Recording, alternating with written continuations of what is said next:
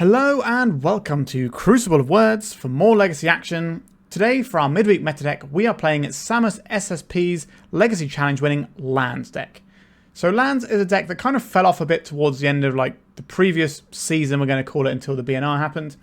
And it's nice to see it back again putting up some good numbers. So this is kind of what the mono green land shell looks like these days. So we've got our explorations, which allow us to play more land drops, Life and Loam, which gives us more lands that we can play.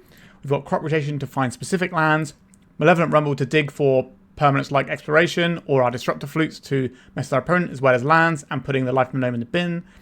Once upon a time to start out the game strong and make sure we end up with a good opening hand.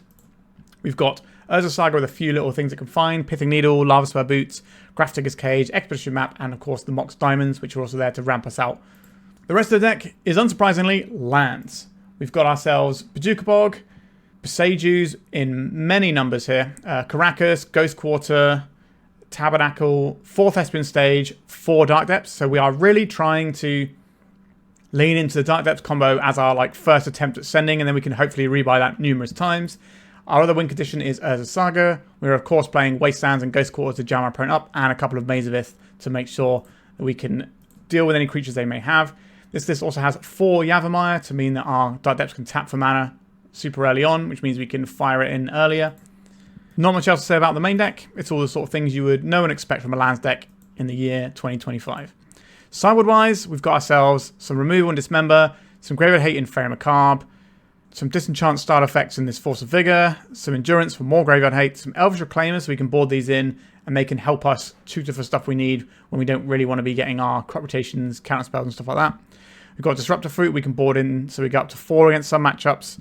Damping Spheres to try and control some of the combo decks that want to play a whole bunch of things. And then another Pithing Needle for when we do really want this effect, we can add another one in. And that, lovely people, is what we're playing today. Congratulations to Samus SSP for winning a Legacy Challenge. Now it's our turn to see how we do with this deck. Like, subscribe, become a member of various things I do, and give me money, please. Seriously, though, just sit back and enjoy. Let's get cracking. If you've been watching my content and thinking, I'd like to play some Legacy too, then check out 3for1 Trading, one of Europe's leading Magic the Gathering retailers. They have weekly offers and upload new cards every Wednesday. And it's not just Legacy stuff they sell. They have a beautiful selection of vintage and old school cards too.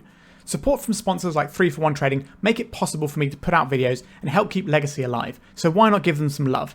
Click their link in the description below and use my code COW3 to enjoy free worldwide shipping on your first order over €500. So our opener here has a few problems. We don't have any access to green mana, which means that we can't reliably get anything off the ground. I think that means we have to send this one back. We could try and go through Expedition Map, but that's a very slow process because we're looking at Sejiri Steppe and stuff. This can also get us a Mox Diamond, but I don't think that's how I want to play this one. We can just mulligan and get a much nicer looking hand. This one is okay. We can keep this one. Do we want this Grafdigger's Cage or not, is the question. We could just bin off this selected card because we can go and fetch it again with an Urza Saga in a bit anyway. I think that's probably the best bet for us. So we're going to start making Saga constructs from turn 2 onwards. And hopefully our opponent is in the combo deck. Generally speaking, land struggles against the really early combo decks because we're more about sort of setting up a couple of turns and going from there. Do I want to play this Yavimaya or do I want to hold up this Boseiju? Let's see if our opponent wants to counterspell a Mox Diamond. This could be a day's target. Okay, they didn't want to do that. Am I going to get rid of this Dark Depths? And we're just going to be all on the Sagas. We can fetch an Expedition Map off of this at some point as well, which can go and get us the Thespian stage. I'm going to play this.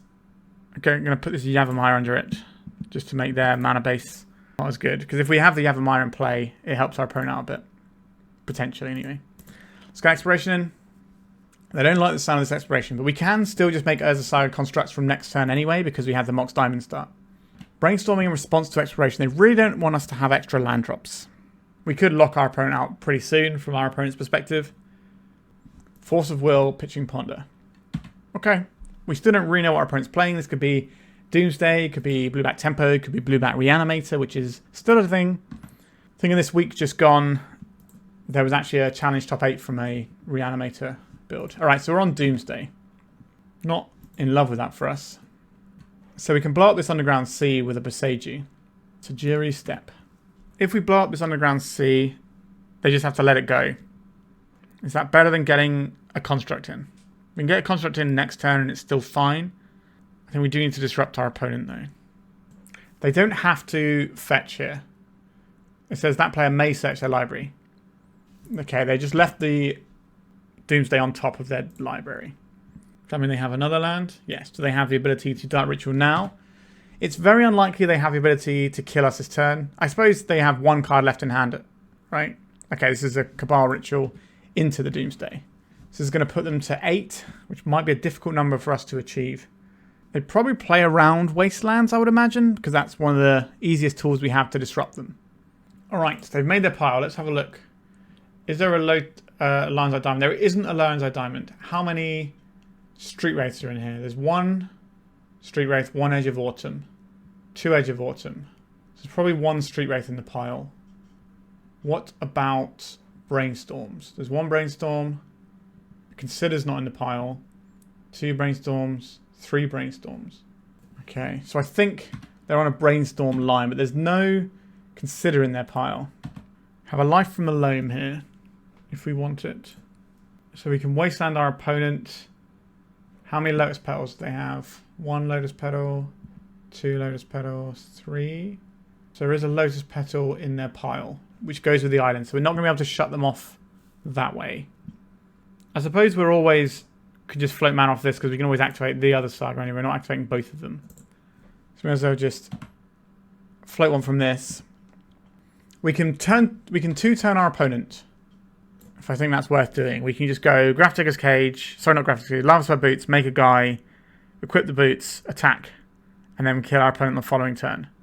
If we make a construct this turn, it's going to be 1, 2, 3 power. The next one will be 2, 4, 4. So we're dead. So we kill them next turn. We don't think they're going to use 4 life to cycle because there's already 1 Street Wraith in the graveyard. So I think we're better off trying to hurt their pile using something like a Pithing Needle. I think that's actually our best bet here. I think we're going to name Street Wraith and see if we can shut that off. Because I think there's 1 in the pile, but not 2. Let me make a guy. And then is it Sejiri Steppe? Just get the tap land out of the way? I think so. And then all we need to do is draw a land, and then we have lethal here. But we've at least attempted. So there's the Brainstorm that we knew our opponent had somewhere. They should be able to beat us here. I don't know if this is going to make any difference. But we weren't going to kill our opponent on the next turn anyway. Okay, so maybe this gave us 1 more turn. So if we draw the land here, we have lethal. We did draw the land. Let's make a construct. Let's get the boots. Play the Saga. Let's equip the boots on this construct. Have I done enough? Alright, we managed to get game 1 against Doomsday. That is not an easy feat with the old lands deck. Sometimes a little bit of mana destruction helps. We did slow our opponent down. They would have been able to win if we didn't Boseiju because they could have Brainstormed immediately. Okay, I would like some Damping Spheres, please. I would also like these Endurances. I don't mind the Reclaimers here. I don't know what their pivot plan is going to be if they have one. But we're pretty good against pivot plan stuff anyway. I don't think we need Tabernacle. We can keep in some Maze of Ith just to hedge against that pivot plan. That seems reasonable. I guess we can keep 1 in. We can always tutor for it, can't we? Grafdigger's Cage, not that useful here. Lavaspur Boots and Pithing Needle are both fine. We could even board in another Pithing Needle if we want to, but I don't really want to. We got to take 2 more cards out of this pile. Karakas, if they're on a Duke that involves Sheoldred, the Karakas looks very good. But Maze of Ith kind of does the same job. Not exactly, because obviously bouncing the Sheoldred so we don't get drained from it is important. Wait, well, I've got these Damping Spheres in. This stops our opponent casting multiple spells, but is that really what we need to do? How important is them casting multiple spells? Go quarter. Sejiri Steppe, not such a big deal, so we could keep this Damping Sphere in. This stops our opponent being able to go with a Lion's Eye Diamond line, which I think is good enough. Sort those out and we're back to our original number. Let's submit like this and see how we go. I don't really like having the crop rotations against the counterspell deck, but the impact of crop rotating for the right thing in the right window of time is really important. Whereas I don't think we can be the Elvish Reclaimer deck against a deck that is this fast. I think we keep this one. We've got Urza Saga. That just sets up a clock from turn 2 onwards. They've multi 5. Not bad. I want them to counterspell our first Mox Diamond. That would be the ideal. Just a ponder. Yavimaya is quite interesting here. Let's throw out a Mox Diamond and see if they want to interact with it or not. They did not. I think if we bin off Urza Saga, is that wild play? Is this game going to be about Dark Depths? We can threaten Dark Depths as early as turn 2. So if we play the Dark Depths out and the Exploration, so we get these 2 lands out, the following turn we have enough to go, but is that a line I actually want to take? I don't think it is.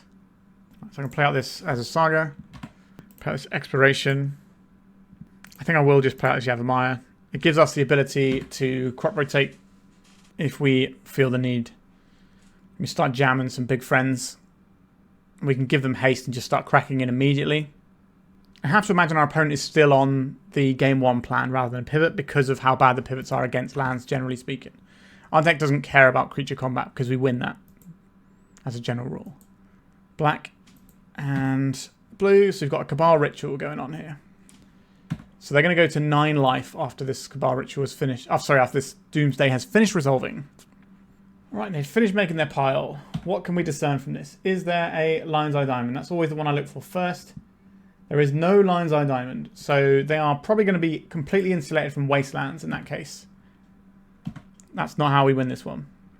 There is a Street Wraith. There is 2 Edge of Autumns. No, there's 2 Street Wraiths. They don't have any Street Wraiths in their pile. How do we stop our opponent from killing us this turn?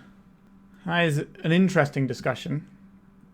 We could Ghost Quarter them, but they're already in a position where they're expecting to be Wasteland. They've built a pile expecting the Wasteland to get them this turn, so I don't think we have a choice other than sending in with a big friend.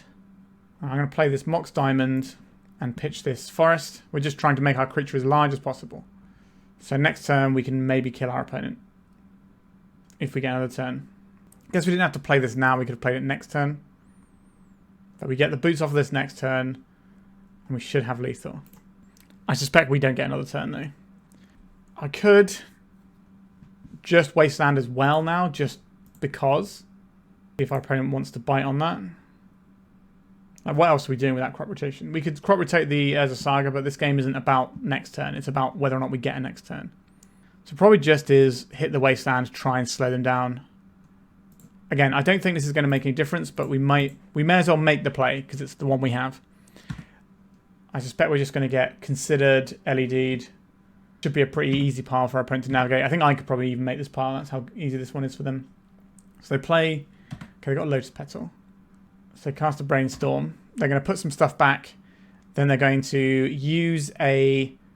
They're going to play like a Lion's Eye Diamond. Then they're going to cycle a guy or whatever. Or have any sort of card draw, then crack this in response. Right, so they did have a 3rd Street Wraith. Interesting.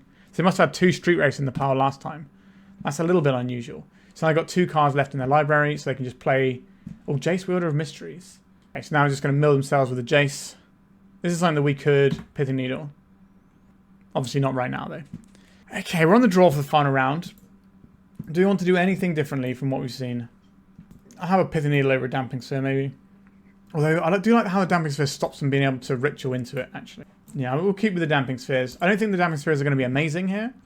But I think if we can get one down early, then our opponent has to generate 3 mana from lands to cast their Doomsday, because it's going to be made 1 more expensive from casting the Ritual. So the Ritual's only a +1 mana. And Cabal Ritual simply doesn't give them any additional mana, which is kind of huge. No green mana, but we do have a Once Upon a Time. If the Once Upon a Time hits, this hand is pretty good.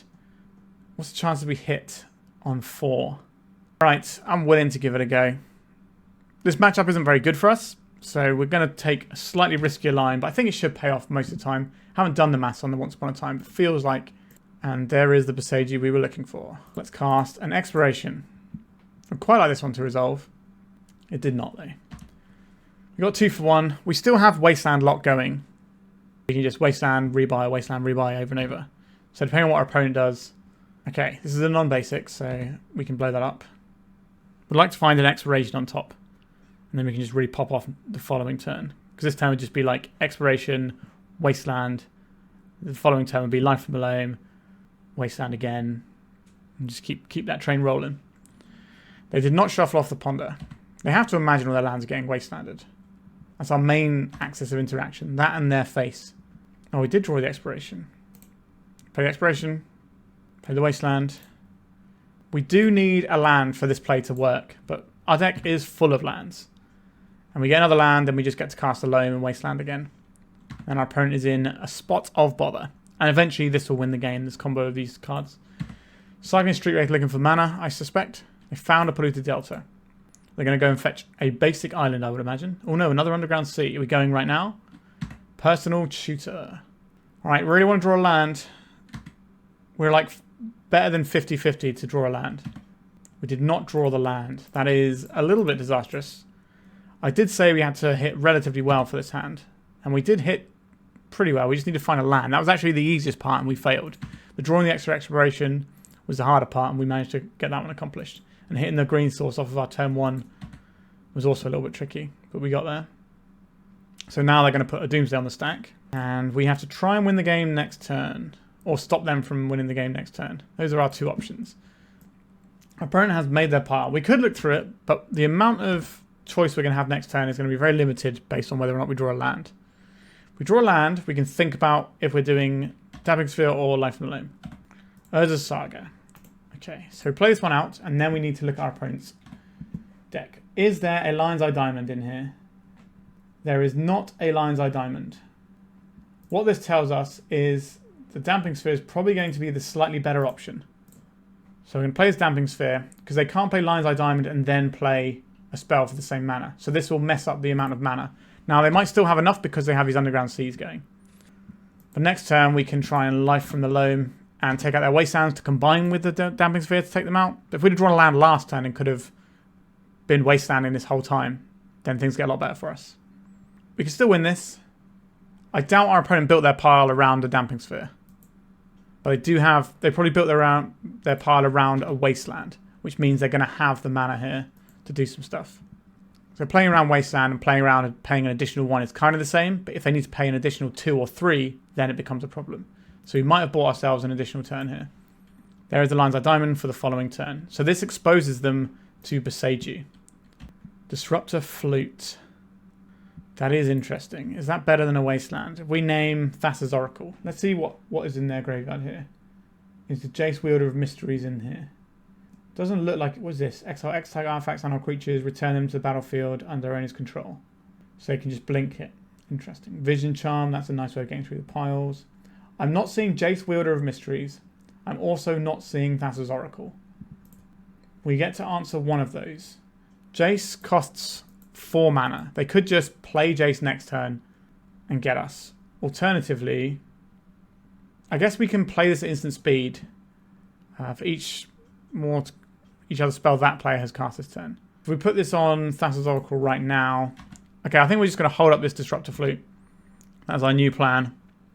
I think they have both Oracle and Jace. But if we suddenly make their spell cost 3 more when they're not expecting it, that could be a problem. Alright, so they're cycling this guy and cracking this. So this draws them... So they're going to have the mana to cast a Jace. They haven't played any spells. We can wait till they put the Jace on the stack. And then we can Disruptor Flute it. If they just play an Oracle, we lose. Okay, so now we go... This doesn't work the best for us. It stops us activating, so they don't win this turn, but they do win next turn. 1, 2, 3, 4, 5. We can't make a token from this because we don't have the mana. So we don't get to pressure this down. If you would draw a card while your library has no cards in it, you win the game. How are we supposed to get through that? Mox Diamond doesn't do anything for us here. Expedition Map, not the most helpful either. Pithing Needle, not great. The last card is Thassa's Oracle. We can make that cost enough so they can't get us. We already have the Lavaspur Boots in play. Does it matter which card we get now then? I don't think it does. I think we get the Expedition Map. Okay, we have a line here. So we go... Bring back these 2 lands. Play them out. Name Thassa's Oracle. They can't cast Thassa's Oracle next turn. And then we have lethal off of our construct the following turn, if I could do maths. 1, 2, 3, 4, 5, 6. Yeah, we do have lethal next turn. Oh, we need to pay an additional 1, don't we? Because we cast a spell. So we have to do this next turn on their upkeep. Weird game, this one. Thassa's Oracle. So we need to draw a land. Can we Dredge Life from the Loam? If we Dredge Life from the Loam... we have to cast it. We have to hit 2 lands, but then it's kind of a wash. So we need to find a land this turn to win the game. We found the land. I think we've got this one.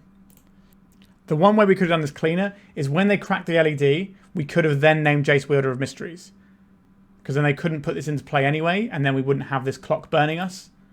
So maybe that would have been a slightly better line. But if our opponent goes to draw one other card with something else, then we get to put it on Thassa's Oracle and just win the game, maybe. Now they had 3 mana, 4, 5, 6 mana. So they would have been able to cast a Thassa's Oracle anyway. No, because of the Damping Sphere. Okay, so I think because we knew there was a Jace and a Thassa's Oracle, we probably could have played this one slightly tighter. Alright, on to round 2. I think this opener is fine. Malevolent Rumble could do some nice work for us. Double Mox Diamond in a lot of our hands is a little bit annoying. But maybe we can get our opponent to daze this Mox Diamond. So play it out when they have the ability to daze it. And that's super good for us. Let's see if we can bait them in to dazing this one. This is kind of tricky.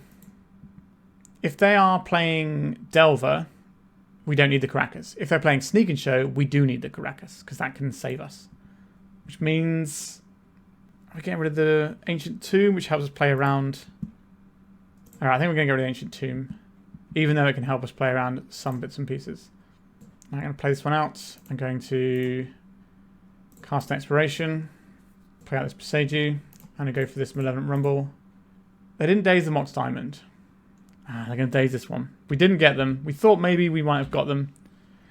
Was not the case. So now our hand doesn't do anything. But because we didn't have another land, maybe waiting ends up not helping us out. If our opponent Wastelands us, then we're just going to be in the same position anyway. The daze suggests more that we're playing against Delver than Sneak and Show, though. Alright, this confirms it. I got 5 cards in hand over there. Life from the Loam. Not an unpleasant one to draw, truth be told. Let's just get this ticking, shall we?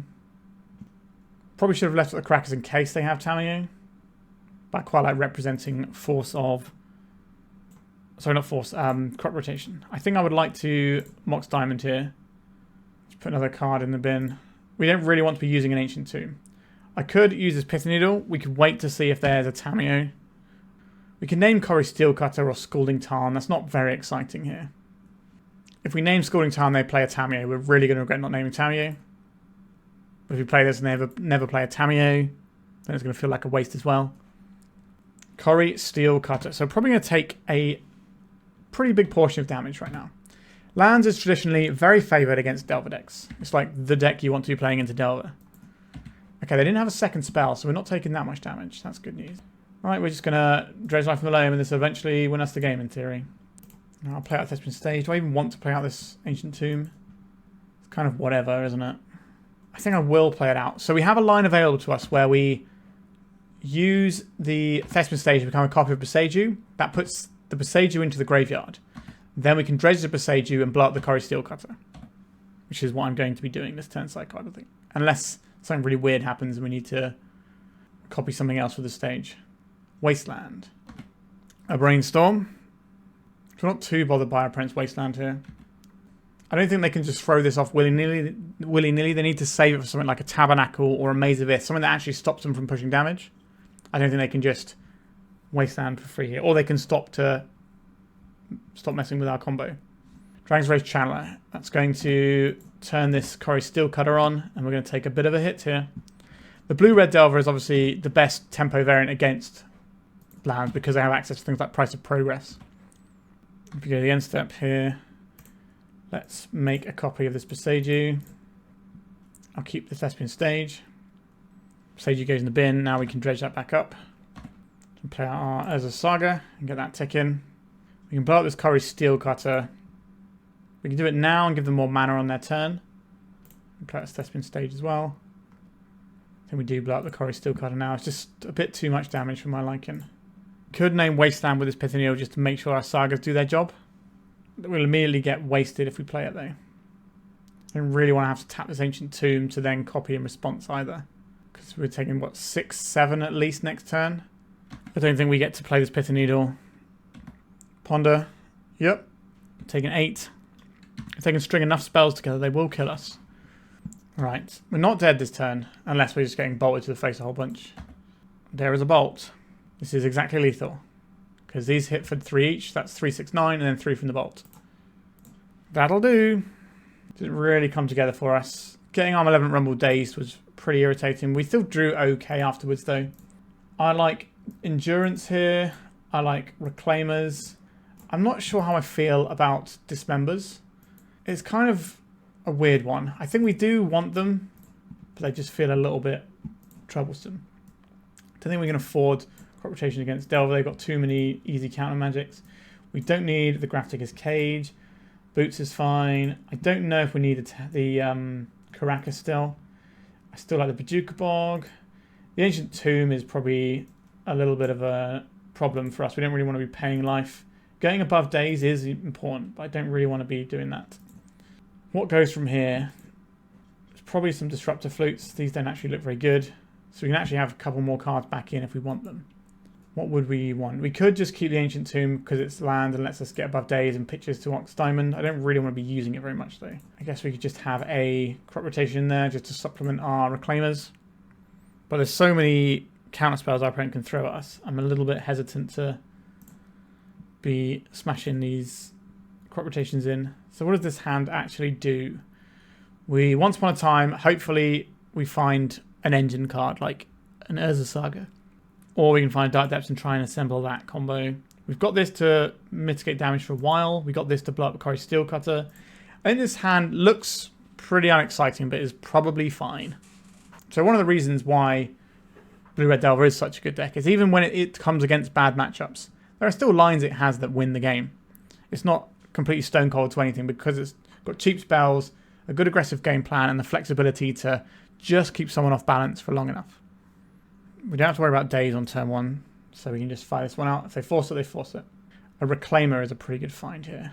Doesn't mean we're giving up our Boseiju, but this card is pretty good. This might be worth a Force of Will to our opponent. If this guy sticks around for long enough, it just completely changes how the game works because we can just get all the tools we want. If they don't put any pressure in, I was going to say, if they don't put any pressure in, then we can just Wasteland them here. But if they do put pressure in, then we probably don't want to just straight up Wasteland them. They're milling over Corey Steel Cutter. That means they've either got another one or they're working towards something more like a Murktide. So they already had the artifact going in, so it wasn't really necessary there. An Endurance, but they know about this Endurance, which is kind of a big deal. Am I just going to try and Wasteland cheese my opponent here? I don't think so. We could, though. We could Wasteland, attack for 1. Or we could hold up Reclaimer. What are we getting from the Reclaimer? Probably a Tabernacle or something. That's pretty good. Alright, I'm just going to go and play this Thespian stage. We can chuck the stage away. We can worry about that later. I don't really want this Ancient Tomb. Other lands come in tapped, and I would like the Wasteland to be a Wasteland. So I think it does end up just being the stage. It has to be the one we throw away. We can go and get a Maze of Ith. We could take this Boseiju and turn it into a... Okay, they got a Wasteland. That's a Delver of Secrets. You got it. So if we choose for something now, they will Wasteland. Am I okay with that? I'm going to get rid of this Boseiju and go and get ourselves a basic forest. Not the most exciting, but this means we can't get wasted off of green, which is a way that the lands deck can be attacked. Because we are a monocolor deck, but we have a relatively thin amount of green sources overall. So now we go Wasteland. I would like to take out my opponent's Wasteland, and then they can do what they want here, and we can go and get Tabernacle. Goodbye, Thespian stage. Hello, Tabernacle at Pendrell Vale. So this will kill at least one of our opponent's creatures. And then we can sweep their graveyard with something like a Bojuka Bog next turn. They could let them both die and get towards a Murktide instead and just try and ride one big threat to victory. They're just going to let this Delver die, which is going to get them closer to Delirium. Are they going to pay to keep this guy? They are. So our Bojuka Bog next turn is going to look pretty good. They didn't attack, they should have. Get that 1 point in. Pay for this Reclaimer for now. An Expiration. We don't have the green mana. So we have two options here. We can hold up Reclaimer and like cycle some stuff around. Or we could just take out their graveyard now and be happy with that. Which is what I'm going to do. Just keep them away from Delirium. We can now start pressuring our opponent's life total because we have the bigger creature. In an emergency, we can Endurance to shrink this Channeler. Right, they're brainstorming in response to the trigger. then they can make better decisions whether or not they're sacrificing it. And they are guaranteed to get the surveil value. So next turn we can play Exploration and drop an Ancient Tomb if we want. And that gives us the ability to go Ancient Tomb, Saga, and just start cranking those out. They did pay for their little friend. They got another land. They do have another land. This time they get him for their 1 damage. A Life from the Loam. That's a good one. That is a good one. I think we Loam, get back these 3 lands. A very good Force of Negation target here. But they didn't have it. Which is good news for us. We hold this guy back to block now. We could have attacked first and then done this and got our 3 points of damage in. But now we have our full grind set up. We don't need to cheese our way through. We can just grind through all of our opponent's resources. This is the majority of their mana sources. They have 5 to 6 mana sources. And if they have 6, one of them is going to be an island, which won't actually tap for red mana. So we can cut them off of red, which is a scary card because of things like the price of progress our opponent can have. In an emergency, we can pitch this Endurance to enable our Elvish Reclaimer to block the Channeler. They're paying for their guy. There's an island. We can eventually blow that up with a Ghost Quarter. Ghost Quarter is also Strip Mine now. There is a Murktide. It's not the largest Murktide I've ever seen, though. Do I still need this Elvish Reclaimer? It can tutor for stuff. I think that's probably worth keeping around. I will dredge this Life from the Loam. What have we got over there? Got some goodies. Let's go for an Exploration first. Can I have 2 land drops, please? We can indeed. So what 2 land drops are we going for? Do I want to make a Urza Saga construct? Not really. We can loan back these 3 lands. We could just get in on the Wasteland train. You go Wasteland, Ancient Tomb, ship their resources. I don't really want to keep tapping this Ancient Tomb though. If we have the kill next turn, right? If we do it this way. So we play this one out and this one out. Then we loan back these 3. And then next turn, this gets us the Lavaspur Boots and we can just send it. Alright, they have a Force of Will. So 1, 2, we get them back. 1, 2, we activate. Yeah, we still have them dead next turn. Now they can hold this back as a blocker, but that's obviously a fine place for us to be. It does mean we're going to lose our Elvish Reclaimer at this point, but I don't think that's a big issue. Brainstorm, sure. Brazen Borrower is one of the things that can undo us a little bit, but we can obviously just rebuy it and send a Marit Lage at our opponent's face every single turn. Alright, is there attack step? Okay, they're coming in with a Murktide. So we let the Reclaimer go, right? So we float one from this. So this is 2 mana to activate, 2 mana for Loam, 1 mana for this. Yep, so we have to let the Reclaimer die here. Dredge up this Loam. Float a mana from our Saga. Some Lavaspur Boots. Cast this Loam, targeting Dark Depths. Dark Depths. So let's do 1 Dark Depths, a Yavimaya, and a Saga. So green for that. This is the point where you have to counterspell this or lose, I think, opponent. They do have the counterspell. Okay. We're kind of in the same boat next turn as well. I'm a bit reluctant to play out another land, given our opponent has the ability to potentially price of progress us. But they are hellbent. But they know what's on top of their library because of the Brainstorm. So we'll have an indication of whether or not we are dead very soon. We can strip away a bunch of our opponent's lands. If we want to, we can turn the Thespian stage into a Wasteland, take out 2 of their lands, untap, take out another one of their lands, leave them with just the island, so they only have 1 threat in play, and grind them out that way. If they've got 2 mana open, that does strike me as potential Brazen Borrower time, which I'm not in love with. I think I'm going to have a Wasteland here. We can Wasteland our opponent off of Brazen Borrower as well. I just want this to be a Wasteland so we have the flexibility to see what we draw next turn. So in the upkeep, we Wasteland now. We're getting Lightning Bolted. They're going to price of progress us. 2, 4, 6, 8, 10. It is a price of progress. So this is somewhat annoying. 2, 4, 6, 8, 10. If we Wasteland here, we go to... So our life total doesn't matter if we can kill our opponent's turn. So 2 mana from Life from the Loam. And then we go Thespian stage. Then we play the... We have to play the stage out again and the Dark Depths. That's 1 mana, 2 mana. We don't have enough if we do it this way. That is a little frustrating. Is there any other way we can get through this? 2, 4, 6, 8. No, wait, we're taking 8 here, right? 2, 4, 6, 8. Because we don't take one for this. So we do have enough mana, right? We just use this to Life from the Loam back. Then we play out 2 lands. Yeah, we have the win here. 2, 4, 6, 8. Yeah, okay. The maths has mathed. We trace the Loam. We Loam back. Dark Depths, Yavimaya, and Wasteland is fine here. And play the Dark Depths. Play the Yavimaya. This gives us loads of mana. This becomes a copy of the Dark Depths. We keep the one with no counters on. Makes it 2020. We give the 2020. Unfortunately, it is the Ang, the Avatar, Marillage, which does not spark joy within me. As much as I like Avatar, I like my classic big squilly diddly Marillage. Okay, that was an interesting game. I'm happy to send it again, I think. Keep the Karakas in just in case there is a Tameo in there. It's still a land, we can pitch it and do stuff.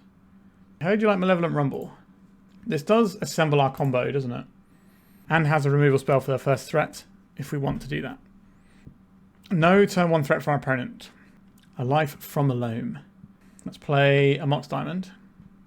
Pitch this Dark Depths. Play a Mox Diamond. Pitch this Yavimaya. Let's cast a Life from a Loam. We could get massively blown out by a Force of Negation here. Oh, there it is. There it is. Well, we do have Malevolent Rumble to follow up with, which can find us more stuff. We're not going to get Wastelanded here. We could get absolutely buried by a Meltdown, though. There was some risks to what we could do with this hand. That's not... Okay. So no Wasteland over here. No Meltdown. The Wasteland obviously doesn't hurt us right now, but it can hurt us in the future. I would like to have a Boseiju in play, I believe. I'd like to do Malevolent Rumble first. One of these does seem better than the others. If we just take this Reclaimer, just stick this guy in. This also allows us to play around Daze because of the Spawn token, which can also soak up some damage later on if need be. Playing this for the Expedition map now is the same as playing it next turn. This is a one-shot of mana. It's just a case of do you want it right now into a Daze? I don't think so. Surgical Extraction. There is a Dark Depths in the graveyard. I can take out the Dark Depths. That forces us into a Saga posture, which is fine. That card is obviously incredibly strong. We could also dismember our opponent's Insectile Aberration right now, but if that gets dazed, that's going to be quite the setback for us because we're going to pay 4 life for nothing. We'll just take the 3 this turn, then we'll daze it. We'll dismember it next turn. We can just grind our opponent out, just giving them no resources, and eventually you just win with like Elvish Reclaimer beatdown or something. A third land, they probably don't want that many lands. A Corrie Steelcutter. No second spell. We played in the second main phase. Another Reclaimer. That's kind of interesting, isn't it? Let's go black 1 for this Dismember. That just worked. I think we might be the beatdown now. Like, we know they've got this stinky Surgical Extraction in hand. Just play a second Reclaimer. If they have a Daze, they can Daze and then Surgical will get a token. But they're doing that on our turn, not their turn, so it's not going to get the prowess as easily, whatever. So, I guess the first one doesn't get the prowess anyway, because it just gets created. Another land, our opponent's flooding out, and we are just getting them with our 3 power creatures. We are the Delver deck now. I will attack with my friends. I'll play an Expedition map. We'll crack this and go and put an Urza Saga into play. I think that is our best bet here. Just get this running. Keep making some big friends. We are quite exposed to Meltdown with our Mox Diamonds and this Urza Saga. But if that's what our opponent's doing and they're not putting any pressure or anything that can get in the way of these Elvish Reclaimers, then we can just sort of sail through. We have plenty of lands to draw in our deck, and we might be able to push some extra damage they're not expecting using a Sejiri Steppe to give protection as well. Alright, we've got an Unholy Heat on one of my poor little Reclaimers. This is Delirious, so it will kill our guy. I suspect this is going to be followed up by a Surgical. Oh no, they've already played the Ponder, haven't they? So they've already got the token. Do we have a follow-up here? Could be a Murktide Regent. That would be very good here. That could cause us a little bit of trouble. Petty Theft on our little Reclaimer. So now they can surgically extract our Reclaimers if they want to. And they know this is just going to be a discard spell that works. They should have, if they were going to do that, they would have done it on their turn to get the extra damage through. Unless they want to try and maybe snag an additional one. Okay, you can have this. So we're losing the Reclaimer that they bounced, which doesn't feel like too bad a trade. They've spent 2 life on this. Do I want this or do I want to pitch this to... I think I want to pitch this to our Mox Diamond next turn. Okay, we're going to have a 3-3 guy here. Maybe we're supposed to play this so it doesn't die to Lightning Bolt if that's what they top deck. But I also didn't want to just get absolutely meltdown into the sun. That is a Brazen Borrower. Are they going to play another spell here? They are. They're going to play a Bauble. That's going to give them a 3-3. But they're also going to have... Sorry, it's going to give them 2 2/2s, but they're also going to have this Borrower. I suspect one of the monks stays back on blocks here. Or they both do actually, right? Because this is going to be a 3-3. And that's not really what you want to be doing, is it? I think we are going to win this game. So drawing a card here. This is the turn to Lightning Bolt. This is the moment to Lightning Bolt if you have it. So we're going... Wait, our Lavaspur Boots is already gone, hasn't it? There's Pithing Needle. I think I named Corey Steel Cutters just so they can't equip it to other stuff. I don't want them just playing a Murktide and bashing us for like lethal. Let's play this as a Saga. And playing out as Mox Diamond, it means that our creatures are both lethal. So they have to chump block both of them. Oh, sorry, they have to chump block one of them, don't they? Sorry. Because we're only attacking with one because there's no Lavaspur Boots. So they need to produce another body next turn. So the Borrower comes in.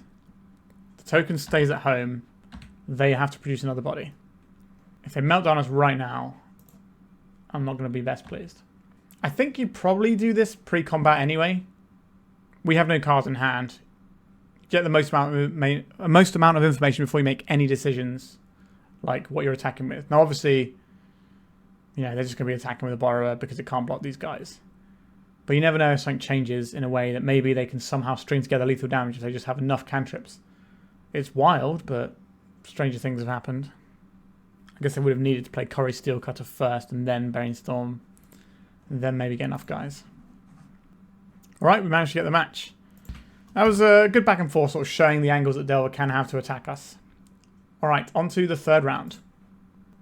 We're on the play for round 3. What does our hand do?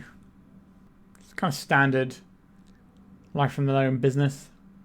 Okay, we got Boseiju. Let's go for a Mox Diamond here. I'll bin off this Wasteland. I'll buy back this Wasteland. So the reason we get the Wasteland there is if something happens to our Life from the Loam, we do have a Merit Lage combo available for us in the future if we keep the Thespian stage in hand and our Life from the Loam doesn't work. So it just ends up being better in the fail case scenario there. But I'm perfectly happy just to keep Wasteland in my opponent. Potentially. Oh, okay. I think this game is actually over. This is your life now. This is the dirt that you find yourself in. They could have a Force of Negation if they're playing the blue post build.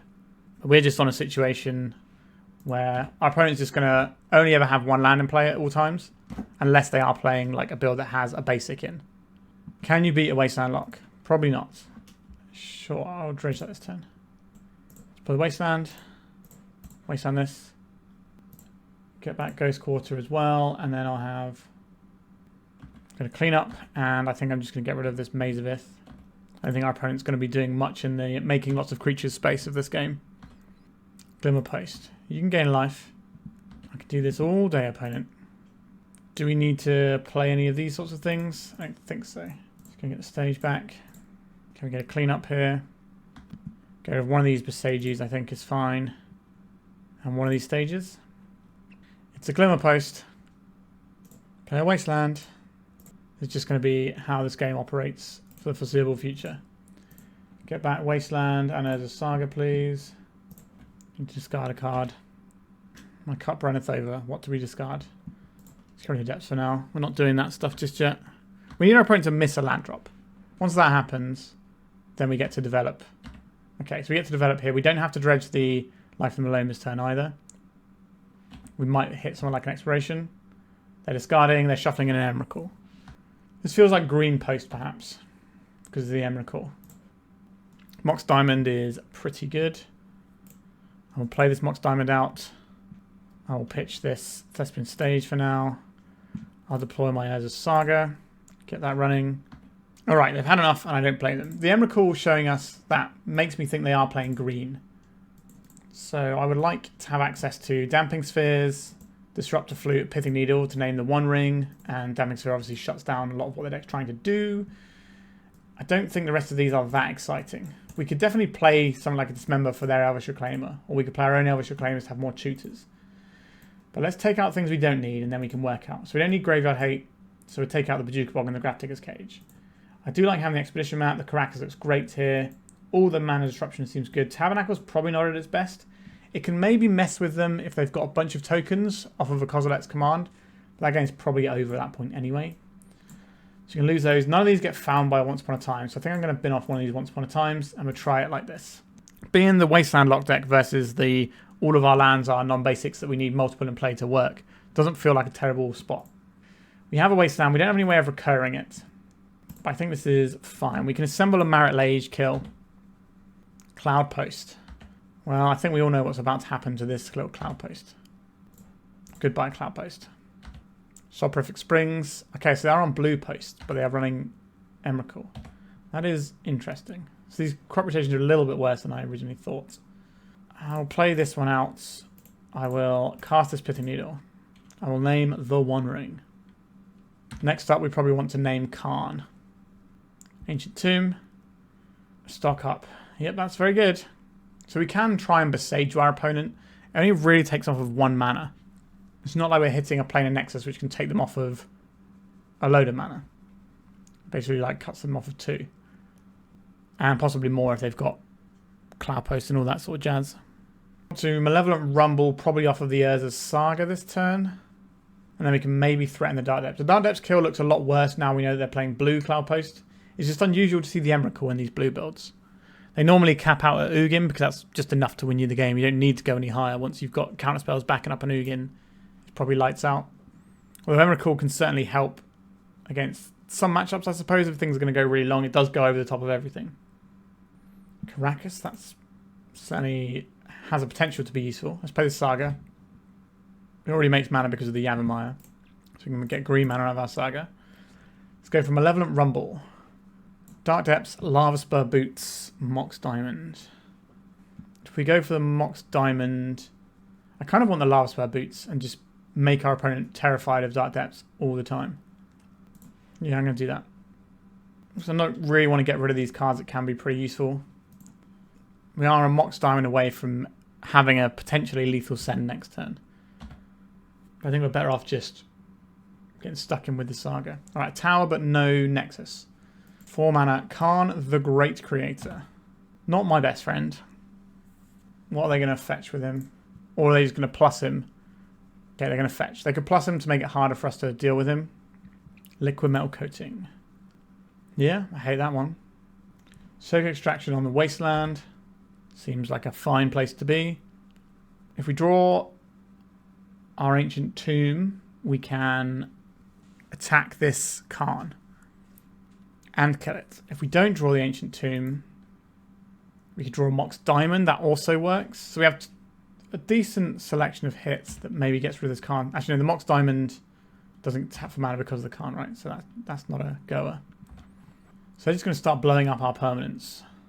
And it's quite a rude thing to do. This can go and probably get an answer for a Marit Lage. So that's not really going to work for us. Lavaspur Boots is off, so we can't give any haste to anything. We can't give this any power, actually, because this is just shutting us off in so many ways. I don't think we have a land that's going to deal with this. We're probably just on the make Dark Depths plan. Force our opponent to think about a whole bunch of different things we can do. But they stocked up. They probably have Force of Will over there. So they have achieved all the mana in the world. So this is 4, 5, 6, 7. They can play an Ugin, but Ugin doesn't really do anything here. There is the Liquid Metal Coating. Targeting this to shut it off. I think we just make a guy. I don't think I want to hold up for the Marit Lage. Like Kozilek's command can just wipe that. We're losing our Saga. Not the situation I really wanted to be in. We can blow up the Liquid Metal Coating, so we don't have to worry about it in future turns. And Boseiju can handle this.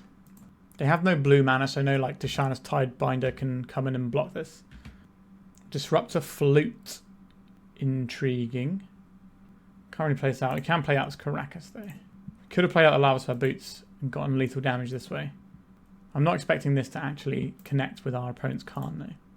So we'll grow our construct, and we also get to name the Khan just in case we don't like have our construct long in this world. They can still use this as like a Rishadan port, but hopefully once we nail the Khan, this will be fine. 5 mana. They're going to Kozilek's command us like I thought they might. Are they just going to dig for an answer? Kozilek's command. They're just making some spawns and drawing some cards. That is very much what I would have imagined our opponent to do there. We've already moved past the blocker stage, so these can't jump in the way. They find an answer. They did not. Or they don't care about the answer. Khan the Great Creator, please. Let's shut that off. So get some damage in here. I could Boseiju away this Planar Nexus. That takes our opponent off quite a lot of mana, but they already have all these spawns. That doesn't feel like a winning strategy. We'll hold it up, though, in case it's a thing we want to be utilising. This does tap for green mana due to the Yavimaya, so we can go and get something. You turn this into an Urza Saga and keep that running. We could wait for our opponent to liquid metal coating in our upkeep and then turn whatever they're coating into a Urza Saga. Oh, I didn't do it with anything. Intriguing. I'll play a Thespian stage. I'll go to attacks. I will still send this at Khan. I would like to clear the Khan off the board if possible. Now we have Marit Lage pressure. And we already have the Boseiju to blow up something like in the Snaring Bridge if that's what happens. They really want to keep their Khan around. So they can make some choices with this coating. They didn't use it at all that turn cycle. Maybe they just kind of switched off of it because the Khan got handled. But this can still shut down our lands. It's very weird they didn't use it at all in that turn cycle. The One Ring. So this is the fog effect. Try and get rid of this Yavimaya because we have another one in hand. So I would like to have access to... I think at this stage we just want another Urza Saga. Just get this ticking away. I could Thespian stage into a copy of Urza Saga. That doesn't actually help us very much here. I don't really want to make a black creature when they're on Ugin deck, so I think we're just going to draw a card. They can One Ring our Urza Saga. Sorry, not One Ring. They could liquid metal coating it. They decided not to. Oh, okay, they're doing it now in response. So we can tap this for green. Is there any point? Oh, no, we can tap this for colours because we don't have the Yavimaya, right? Just Lavaspur Boots in. What am I doing? That's a horrible play. We could have just waited until their turn, then we can make a guy. That would have been a lot better. I can play out this Yavimaya, leave our opponent in check, so to speak. We'll attack the Khan. Because there are ways they can get through our Disruptor Flutes and stuff. 1, 2. So this is 3. We just need to blow up this Planar Nexus, don't we? That seems like the correct call here. Because our opponent might just be getting towards big Eldrazi mana. If we take this out, they have 1, 2, 3, 4, 5, 6, 7. So they can still Ugin. Okay, let's blow this up. We'll leave up the Thespian stage. We can still make a Marit Lage in our opponent's end step. And they get their basic island. But they don't have a billion mana anymore. We can throw in the Marit Lage this turn. It does die to Sejiri Steppe. Not Sejiri Steppe, to Kozilek's command. And even if we had a Sejiri Steppe, it wouldn't matter because Sejiri Steppe doesn't give you protection from colourless. I think I'm down to put our opponent in check. I'm going to make a construct here. Going to get another Pithing Needle. Ugin... Eye of the Storms, isn't it? I think is a new one that I want to name there. Let's land out. Go attacks. Attack all creatures at our opponent here. This is a 2-turn clock with the construct. They're going to block it wherever it goes, I think. Alright, they just had nothing, and Marit Lage gets the job done. Do love a Marit Lage, even if it looks like this. Let's go to round 4 with 3-0. We are on the play for round number 4. What does our hand do? Actually, nothing. I think we need to mulligan to some kind of engine. Alright, that's the best engine. I will take this one. We can assemble a Wasteland lock super early doors here. We don't need double loam, so we'll put one of those back. Just go for Mox Diamond. Bit off the Karakas. Cast this Exploration. Play the Boseiju. Play the Wasteland. Get back our Karakas. Right, we are here with a pretty good game plan. Just keep grinding this value. If our opponent's some sort of slow deck, we can really punish them. Draw these cards back up. I will deploy this Karakas and this Forest. And I'll pass. At some point, the Life from Loam will find us the things that win us the game. And hopefully in the meantime, Karakas and Wasteland will keep our opponent at bay. There's a blue-white blink deck that's quite popular at the moment using Felia and Quantum Riddler. So the Karakas can break that up in a big way. They could also just be using Floodstrand because it's a blue fetch, and they could be something like Omnitail, which is also very popular right now, and will just annihilate us. Our Omnitail matchup has to be atrocious, I would imagine. Because they play a bunch of basics. They have a combo that we can't really interact with in any meaningful fashion. Like sometimes we might be able to Boseiju away the Omniscience, but usually they're going to have ways of dealing with that, like via Cunning Wish or whatever. Or as soon as they get priority, they just cast an Emrakul. That can become quite a difficult thing to beat. Flowstrand. So I assume our opponent's going to be playing on basics. We can waste and force them into cracking, but I'm not going to do that. Just get all three of these back. We now have a win condition in the form of Urza Saga. We have a Wasteland that we can mess our opponent up with, hopefully, at some point. We're not going to Wasteland here. If our opponent wants to fetch a Surveil land, we could punish them for it. This could just be... Alright, so they have this land. So they're casting something here, aren't they? We will waste this before they go to their turn. An Orcish Bowmasters. That is not going to cut the mustard here. Looks like we're on some sort of Dimir tempo plan, which is going to be much better for us than the Izzet Delver plan, because they're not going to have things like Price of Progress and Lightning Bolt just to go over the top, and as much early pressure to get underneath us. Look at all these basic lands. Sure, I don't think your Bowmasters are going to do enough to beat the Urza Saga. But you got to do what you got to do sometimes. Don't want to dredge his life from Loam. Why wouldn't I? So this ticks up. We can just go and get back some lands here. We can deploy a Dark Depths and a Yavimaya. And now we can start grinding some constructs. Alright, they've had enough because the writing is on the wall here. I do kind of miss the days when lands used to play Punishing Fire combo. That was cool. But blue-black tempo. What do we want for a matchup like this? Reclaimers seem fine. I think we need to board them Dismembers because they might have the Harbinger of the Seas out of the sideboard. Kaito can be a bit of an annoyance, so we could have something like this. The Endurance is just fine. They use like Nethergoyfs and things. I'm not big into crop rotation in this matchup. The Bojuka Bog is fine. The Karakas, they're going to have Tamiyo, so we want that. Tabernacle can do some work. We're not super about Sejiri Steppe, but it can come up to a point where it matters. They're not really doing stuff from the graveyard apart from Nethergoyf. I don't think that's worth a slot from our Grafdigger's Cage. We didn't really want these Disruptor Flutes that much either. Do we want this Disruptor Flute or do we want a Pithing Needle? Stopping them from casting a spell might be useful. I think I'd just rather have a second Pithing Needle so we can answer Kaito more easily from our Sagas. I think this looks fine to me. The life loss off Dismember is a lot better for us in this matchup than the blue-red Delver matchup as well. We have an engine card that they might not have removal for. We do have multiple Boseijus, which isn't ideal, but I can certainly live with that. Tabernacle. And is an annoying one for our opponent. Here is our Reclaimer. Is this worth a daze to you? Could well be. But we can just start Sagaing. We can just Tabernacle our opponent out. We're not in a situation to just continually Wasteland. Right, we've got 2 for 1 off of a 1 mana card. I would happily play 1 mana Mind Rot in basically every deck. So, not too shabby. Especially when it domes our opponent for 1 life as well. And one of those cards goes into exile. Tundra. Alright, so we're on an Esper plan. Intriguing. I think I just want to get this Saga up and running. And then we'll use this Saga to play an Expedition map around a daze. This gives us potential route to the combo if we want it, but it also means that our Urza Saga tokens will be 2/2s when they come in, so they won't be killed by Bowmasters. Yep, fairly as good. This can blink out our constructs. Less than ideal for us. But this kind of wants them to commit more things to the board, which means our Tabernacle might be doing some work. But then just blinking out our tokens is going to be... Okay, so this can bounce our Saga if they want. They do want to do that. Okay. The efficacy of Urza Saga has dramatically decreased, and they blink their Teferi, and then they get to reset it up to 3 counters. So they just have a draw engine that keeps our Saga out of play here. Okay, so you're telling me that's not the way that we're going to be winning this game. What is the way we were going to be winning this game? Is it stripping our opponent's resources? Or is it just playing this Maze of Ith and hiding behind it? This is non-land, right?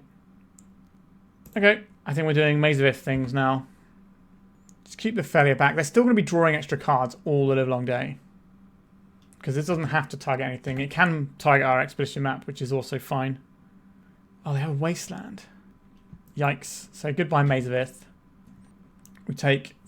So they should... Yeah, so they're going to bounce the map. We're just in a bit of a horrible lock here. Maybe we should be on the Wasteland plan. I wouldn't mind a Mox Diamond, potentially, just so we can get ahead on the Wasteland. But this failure is just going to kind of bury us. Alright, we found an answer to the failure. Play the Dismember round of days. We'll take our opponent's white source. Are they going to flash in another failure? They are indeed. Who could have possibly guessed? I think our opponent runs away with this one. They have a Karakas. They can protect their failure somewhat. Although we can obviously wasteland them. But they've just got this really sweet draw engine that also keeps stuff of ours out of play if we ever get anything that we want to put into play. We could play a Tabernacle here. Our opponent has to at least spend mana on their failure. Is that good enough though? We could play the Saga, but it's going to get bounced. We could play the Yavimaya. That's the only land that we have that really sticks around. If we want to... I think we have to get these back. That's our best hope to not die to the failure, is to be able to Maze of Ith it. Would love to draw an Exploration though. That would really tie the room together. And maybe that's us crawl back into this game. At some point we can answer the Teferi. Right, that's another mana source. Not really surprised. Our opponent's drawing 2 cards a turn. They should have all the things they need. Yeah. So they grow their guy and draw a card every turn with this little interaction. Pretty darn good, if you ask me. No, we're not dredging. We want to draw...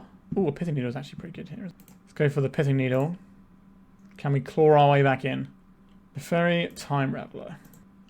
And then we deploy Maze of Ith. Then I will deploy this expedition map again. And now we're trying not to get wastelanded. And then we can fog this for a few turns while we develop our board out. And maybe we can wasteland our opponent. Okay, this is just going to name the Maze of Ith. Yeah, that's pretty good. This looks very similar to the blue-white blink decks, where they're just splashing black for Bowmasters and probably Thoughtseize. But that comes out in this matchup, I have to imagine. There is the Riddler. So the failure will blink this. Now we're left with 2 guys. And now what are we doing? We can shut down the Disruptor Flute using our Boseiju.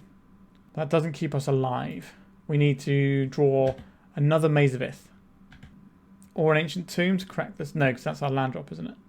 An Elvish Reclaimer. Does that do anything? It gets blinked out so it can't block. If we deploy a Tabernacle, they just pay and attack for lethal. We blow this up. We can fog one, but we're dead to the other.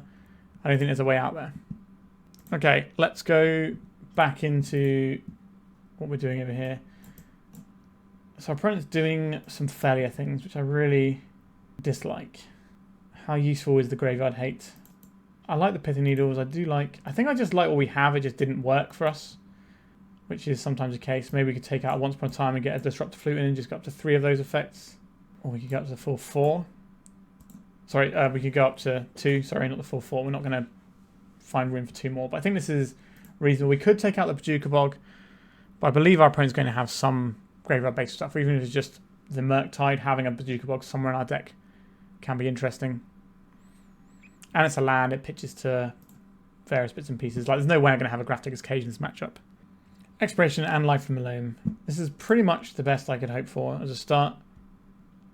I'd rather have like a little bit more action over the Boseiju and the Sejiri Steppe, but you got to take what you got to take sometimes. Let's go for Exploration. I think we're just going to play out the Sejiri Steppe and get our mana ahead of us. If you draw Thespian Sage, you can drop them both next turn and have the win. They could just Prismatic Ending away our Exploration as well. For this Strand, no cracking of that. Another Exploration. Sure, I'll take that. Let's go for Boseiju here. Keep this one. Play the Wasteland. Loan back this Boseiju. Force of Negation, pretty good here. They did not have it. We do get to play a land here as well, right? So we could just play out this. Just have that in play. So if they get a Surveil land at end step, we can stop them having mana. I think they're just going to go to their turn though. And Brainstorm, sure. Flow the Strand, presumably getting a Plains, I would imagine here. It is a Plains. A Disruptor Flute. Are they going to name the Life from the Loam, so it's more expensive? Are they going to name the Wasteland? What do you want to do here, opponent? Naming life from a loam. Okay, we will unlock Dredge this turn. Tabernacle at Pendrell Vale. It's an interesting one. I think our plan involves Boseijuing this Disruptor Flute and just continuing on with our life from a loam plan. We could have played out the Tabernacle, but we don't know if that's going to hurt us or hinder us yet. And it might mess with our opponent's mana. That's a Brainstorm. Our Boseiju might give our opponent a free shuffle, but I have to imagine with 9 cards, one of them's going to be a fetch land. They're going to have the shuffle anyway. Yep, so they have the shuffle anyway. They have a non-basic. We will destroy that on our turn most likely. They are pondering. They shuffled. In our opponent's end step, we're going to Boseiju away this Disruptor Flute. Does give them some more mana. Under City Sewers. Sure, we're going to take them off of 2 colours this turn, provided our spell resolves. Take out their white source first. And you got a Force of Negation over there. That'd be real good here. Just a Force of Will. Okay, do I want to reveal this Tabernacle? I think I'm going to reveal it. It does tap for mana under our Yavimaya, which we're hoping to have into play very soon. They could hardcast a Kaito here. That'd be pretty good. It's a Baragoyf. Alright. Dredge's Loam. We got answers that we can find. Wasteland, Maze of Ith, Wasteland. Maze of Ith, Wasteland, their black source. We have another land drop, don't we? Because we have double Wasteland, double exploration. Right, so you got to pay for your little guy.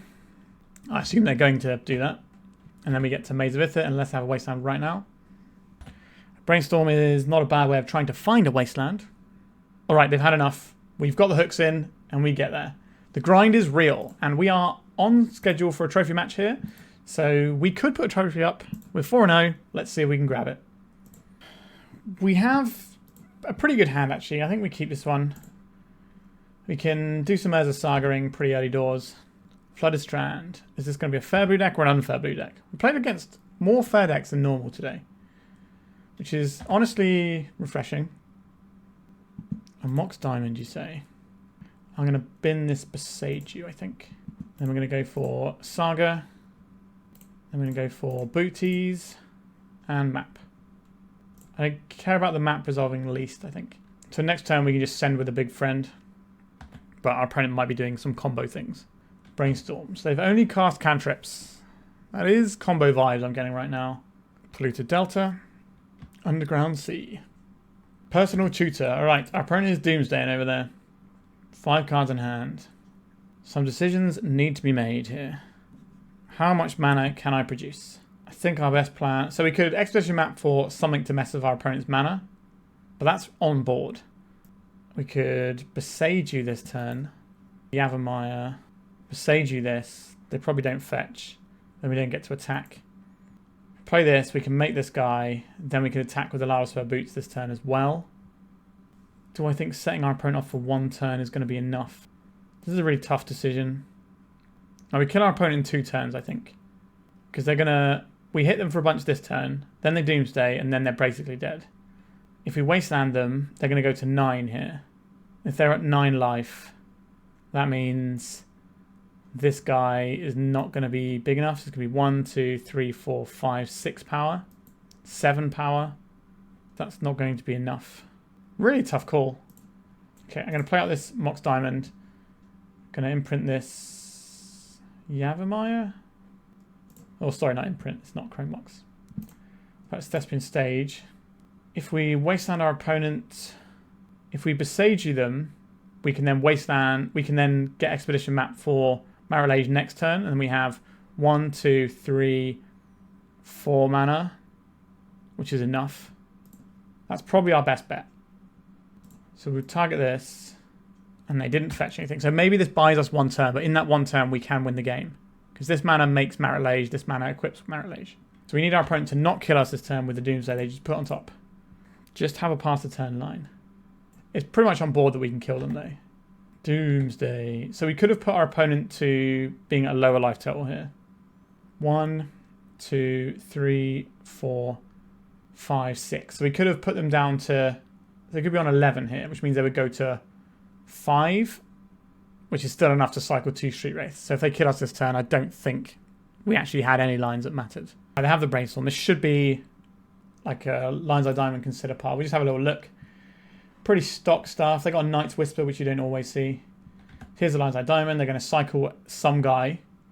Yep, and then they crack this in response, get some blue. They're going to cast Consider, mill some stuff over, and then they're going to put the Thassa's Oracle on the stack, and we are going to lose the game because our opponent wins the game.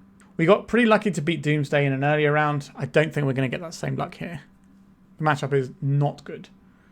Our Thassa's Oracle in their graveyard, which means they're running 2. And here it comes. All right, they have a Street Wraith to make their pile empty. So they would have finished this game on 1 life if we'd have taken the other line. So it didn't matter.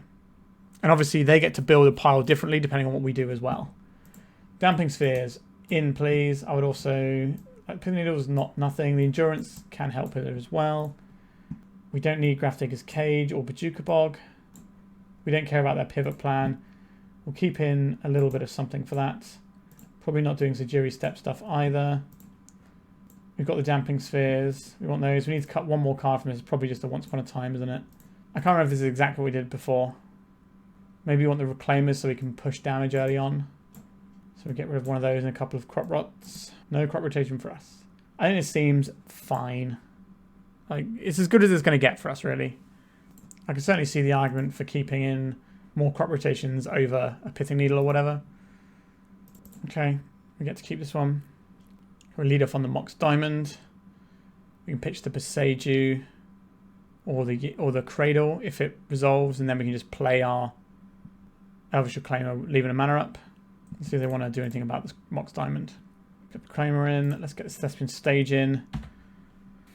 We are a Mox Diamond away from putting a Marit Legions play next turn. Thoughtseize. Okay, you can discard my Life from the Loam there, opponent. Enjoy. I don't even want to dredge a Life from the Loam here. I don't think. We just take a regular draw here. See if we can hit something like an Expiration. We didn't. Guess we play out this Cradle. Crack in for 1. We have uncountable Marit Legion next turn. The other option there is just to hold up a rotation with the Elvish Reclaimer, but I think we don't really need that. Polluted Delta. Lotus Petal. Alright, stuff's starting to pop off over there. Is this a Doomsday? It is a Doomsday. How many of our opponent's lands are we going to try and mangle here? Because we can Boseiju and Wasteland in this next turn cycle.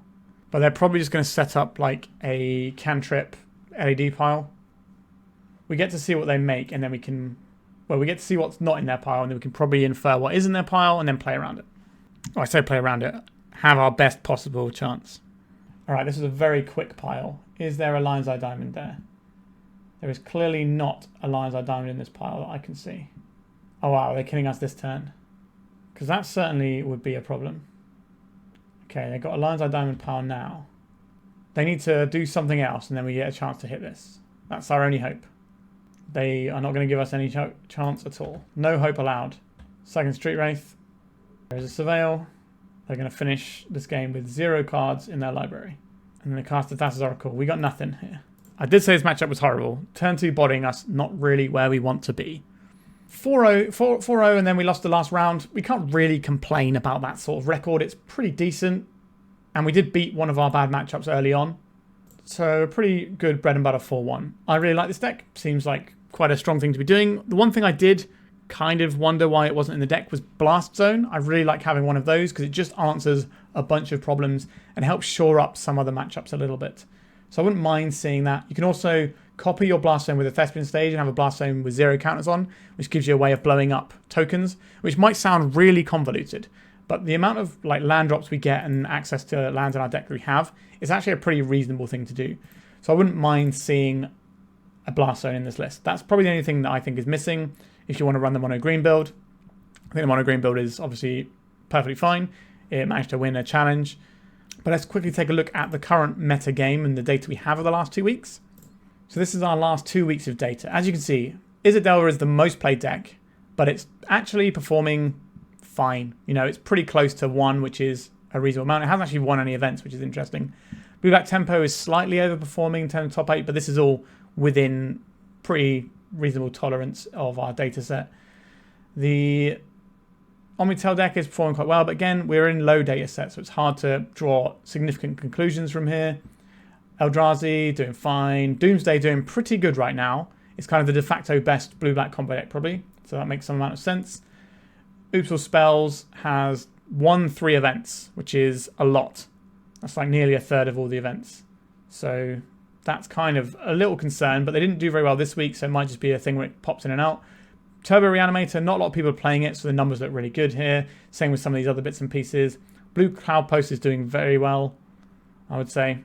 But again, low data set, so hard to work out necessarily. Technically speaking, this Yorion Omni Halls deck is the best deck in the format if you want to go purely by these numbers, just because it's basically played by one person and managed to win a challenge. I don't think this is going to be the new hotness, and I might put it on the channel though, because it's a pretty cool looking deck. But as you can see, there's a lot of different decks. There's actually more variety of decks now than there were in the first couple of weeks after the previous BNR, when it was all blue-black Reanimator Town. So nothing to be super concerned with right now. Cradle Control had a really good week. All in all, there's a lot of different stuff you can do. Lands, here we go. It's got an event win. It's got a slightly overperforming rate as well. You can understand why lands would be good if blue-black tempo and the Izzet Delver deck are really popular. That just seems like a fertile feeding ground for a lands deck. Not really much else to say about this one. Hope you enjoyed a little bit of lands action. I do love using lands to like control a game and win a game and stuff. That's very much my sort of jam, as you probably know. Anyway, remember to like and subscribe. Remember to become a YouTube member for just $1 a month and see my content early. It's a little for you, but if enough of you do it, then it actually makes a huge difference to me. So if you're thinking about it, please go ahead and do that. And if you want to give me more money, there's also Patreon as well. All right, thanks for joining me on this one, and goodbye. If you'd like to support me in the channel, please check out my Patreon. It has a free guide to budget turbo depths, as well as 3 tiers of support. A low-cost one that enters you into my monthly raffle for a free donation deck on the channel, a mid-tier subscription that gives you access to my detailed turbo depths guide that is updated every month, as well as regular articles, and lastly, the higher tier gives you all of the above, as well as a monthly donation deck for my channel. If you're interested in supporting the channel this way, please check out the link in the description.